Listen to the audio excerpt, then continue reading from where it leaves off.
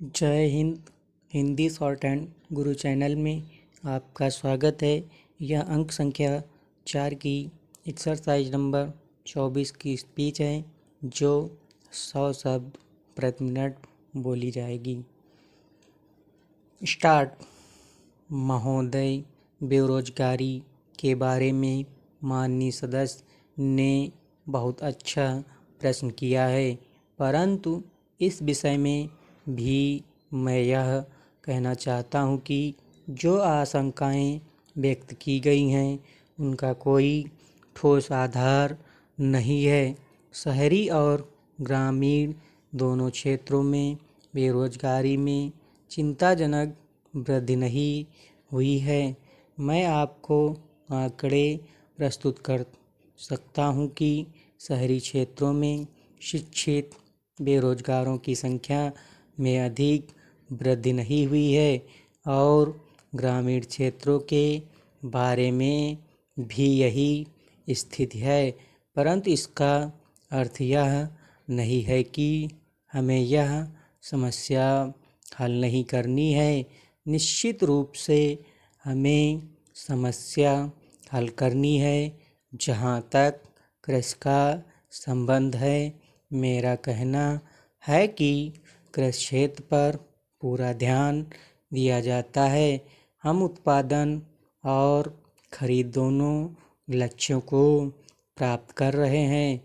इस समय पिछले वर्ष के सूखे के कारण जहाँ तक गेहूं का संबंध है, उसकी खरीद में लक्ष्यों की थोड़ी कमी रही।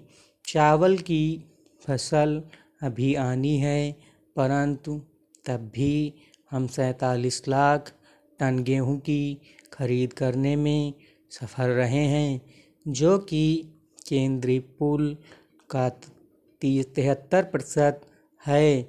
अतः मैं पंजाब के किसानों को मुबारकबाद देता हूं। खरीद एजेंसियों को अपना कार्य करना है और अच्छा कार्य करने पर मैं उनकी प्रशंसा करता हूं, परंतु अन्य क्षेत्रों में जहां किसानों की मदद की जानी है, मैं यह कहूँगा कि वर्ष 1997-98 में सरकारी क्षेत्र में अल्पावधि अग्रिम ऋण 375 करोड़ रुपए के और इस वर्ष हमने इसे 500 करोड़ रुपए के ऋण दिए हैं। जहां तक दीर्घावधि ऋण का संबंध है, पिछले वर्ष यह 61 करोड़ रुपए का था और इस वर्ष यह 65 करोड़ रुपए है।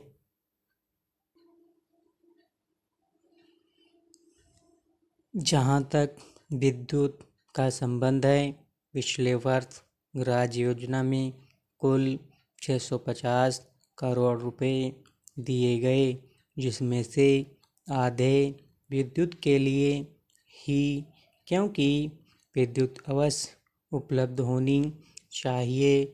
और जहाँ तक मैं समझता हूँ, कई सदस्यों ने यह मुद्दा उठाया कि कोयले की उपलब्धता में बड़ी रुकावटें हैं और यदि किसी अन्य प्रकार की ऊर्जा उपलब्ध हो तो यह अच्छा है।